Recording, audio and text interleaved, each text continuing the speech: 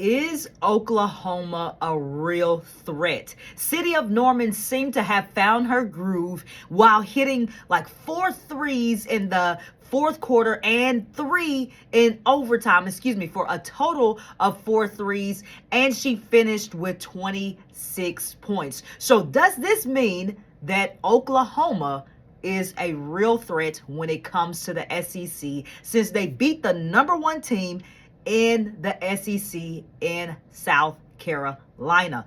Let's get into it. So I just happened to attend both of the games when Oklahoma played LSU, and I attended the game where they played South Carolina because I happened to be in Oklahoma. And a few things that I saw. First of all, in the LSU game, they started off crazy hot. And you know that is pretty much unsustainable. Yes, can it be sustained? It can be, but will it most likely be? Absolutely not. And so we saw Oklahoma kind of get into what Oklahoma has been doing throughout the season when it comes to quick shots from Aaliyah Chavez and what happens when Reagan Beers is not on the court. When Reagan Beers is on the court, they look like a team who can compete with pretty much anybody, especially in the SEC, right? And let me just say this about Reagan Beers. Reagan Beers is a great post, and I would argue, I'm not sure if people have made this comparison, but I would argue if she were not in the SEC that she would be putting up Audie Crooks numbers, because you got to look at the conference that Audie Crooks is in is obviously not as strong as the SEC. So could Reagan Beers be putting up the same numbers that Audie Crooks did if she if she is not playing in the SEC? And I would argue, I think that she might, because she is more in shape. She is able to run better. She's able to finish just as well. But yeah, that's just something that I was thinking about. All right, but back to Oklahoma and what I saw from them in LSU versus South Carolina, and do I think that they are a real threat? So in LSU, I will say that this was a tougher matchup for them, or a tough matchup for them, because of LSU's athleticism. LSU is guard heavy, right? And they have athletic guards. I think that they were out athleticized. That just made up a word when it comes to that. But I remember being at the game, and one of the things that I kept telling my friend who was beside me, I was like, that free throw discrepancy is absolutely crazy. And I was like, just think about if they had half the free throws, or if they shot as many free throws as the LSU, they would be right there in the game with them.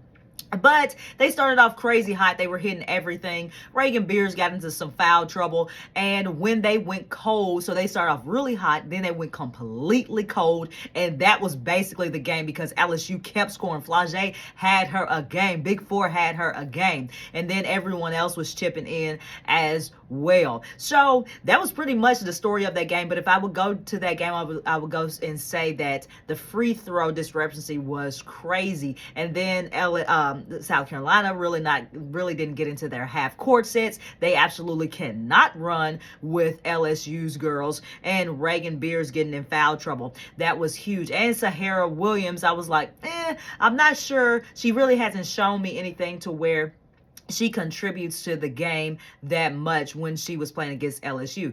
Now, let's get to the South Carolina game, where I would say everybody's talking about City of Norman, right? Because Aaliyah Chavez arguably had her best game of the season, which I don't necessarily argue that. But I believe the true MVP of the game was Sahara Williams. From the time the ball tipped off to the end of the game, she was making those intangible plays that don't show up on the stat sheet, but make a world of difference when it comes to your team's success and winning. She was getting blocked shots. She was making crisp passes, finding the people. She was getting steals. She was playing good defense. She was doing all that grimy work. And not only that, but she was the energy that the team needed and that they were missing against LSU.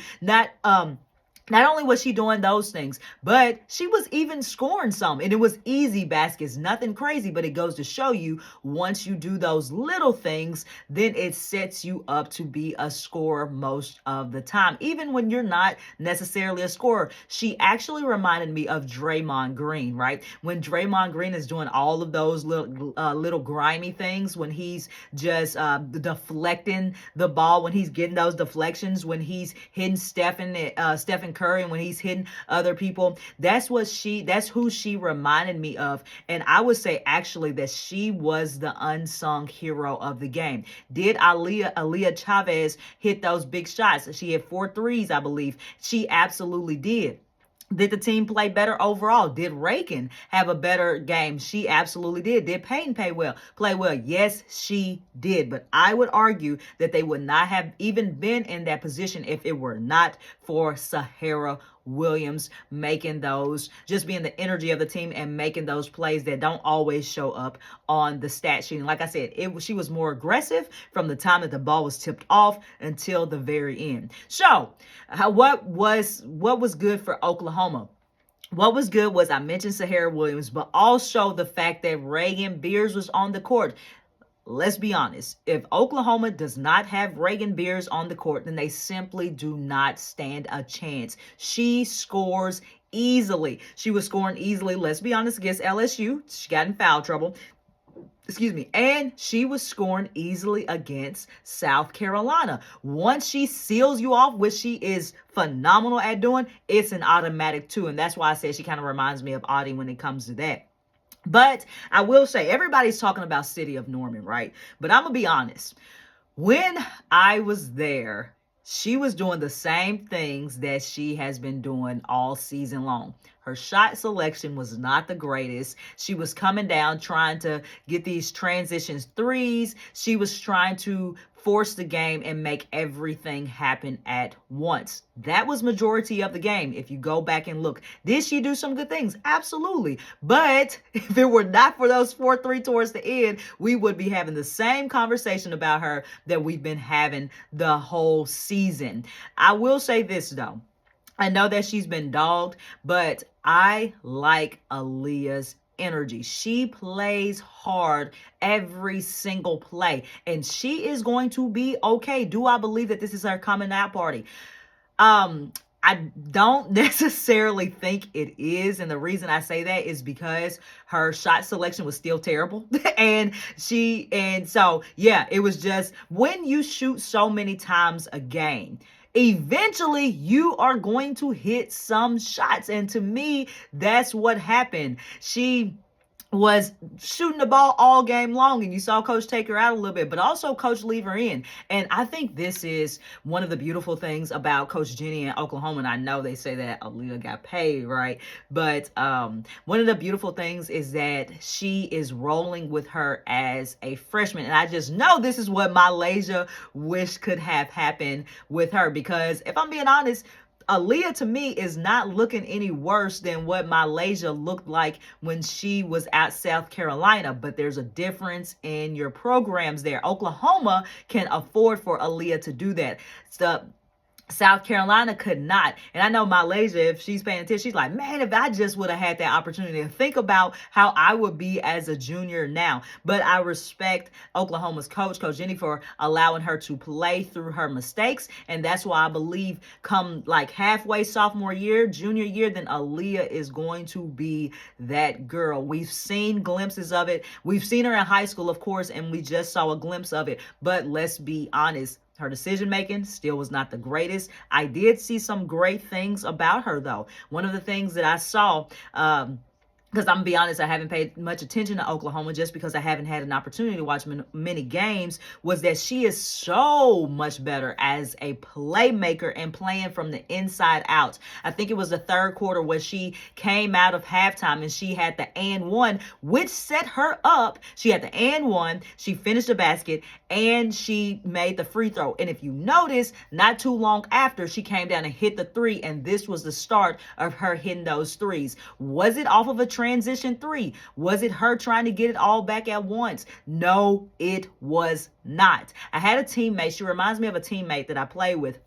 Super athletic, good This girl could flat out play, but she couldn't hit her first shot until she got a layup or a free throw, something easy to get her going. So this is what started it off for Chavez. I saw Chavez also make some great passes to her teammates. She sees the floor well and she knows how to play. I think that once she realizes that, okay, I am not the first option, I need to get my teammates involved and then I can play off of that, I think that she will be much better, especially as a point guard. As a point guard, most of the time, you are not option number one. You get the other players on your team going and then you get yours. I still think she can have 20-some points a game in doing this, but this helps her get going, but it also helps the team get going. And then when they're focusing in on somebody else, then Aaliyah gets hers because she's undoubtedly one of the best scorers on the team, if not the best scorer outside of Reagan Beers, of course, because she just scores easily. So I would like to see Chavez be a playmaker, and I would like to see her play inside out. Even if it's not scoring on the inside, she's attacking, getting her feet in the paint, kicking it out, and it will set her up for opportunities to score. All right, now let's talk about South Carolina. I don't have much to say about them because to me it was real simple. They just looked entitled. When I was like, okay, all right, I was like, maybe the too cool factor works for them, right? But they played that way the whole game. And after the first quarter, it was like, okay, we here.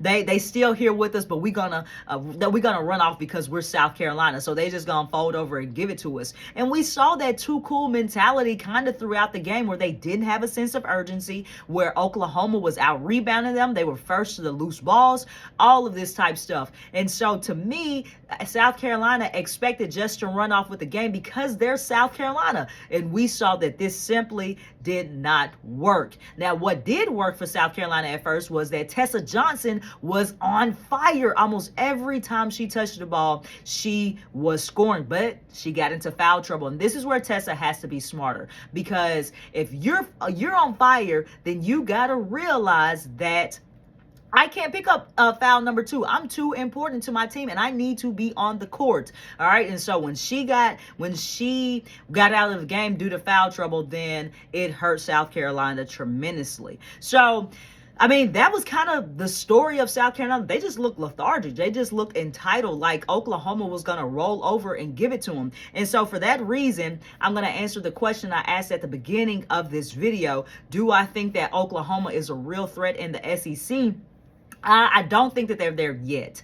I think that if they play South Carolina again, then or a tougher team, I think that because Aaliyah Chavez is not quite there, I don't think that Oklahoma is there. They simply just don't have enough consistency. You can count on Reagan to get hers, but other than that, outside of Reagan, I don't see a number 2 scorer to where you're like, okay, I know she's going to get hers. Peyton's a great shooter. Aaliyah is not quite there yet. I still don't think this is her coming out party because she still has a lot of room to grow when it comes to being a point guard, to being developed, to be a playmaker, and just that all-around leader for that team, to where she realizes, okay, I'm not the number 1 option. I get my teammates involved and then I get mine. So I don't think that they are a real threat. I do think this is the beginning of something great for them. I do hope Aaliyah Chavez stays, and I hope that she's able to get some help, because I think that they have potential to be. But as of now, I still think that it was a great win for them, and I just don't think that they have enough to really be a real contender. Now, it is the SEC, which means that anything can happen on any given night. But when we're talking about consistent basketball and being one of the top programs in the country as of now, I simply don't think that they are there. But I am pulling for them. I'm rooting for them. I love Chavez. I love Reagan Beers. I love Sahara Williams. I like that the type of player that she is. So I know that they play Auburn today, this Sunday. I hope to drop this video today, but I'm sure I will. They play Auburn, so they need to go ahead and take care of business, win the games that they're supposed to win, compete in the games that they that are against higher ranked teams, and we'll see. I hope that they prove me wrong. I love that Aaliyah Chavez had a good game. I hope that she continues to build confidence off of this, and it helps them overall as a team. So let me know what you guys think in the comments. Is Oklahoma a real threat when it comes to the SEC? Share your thoughts with me. I look forward to reading the comments and engaging with you guys, and as always, I appreciate y'all for watching this video.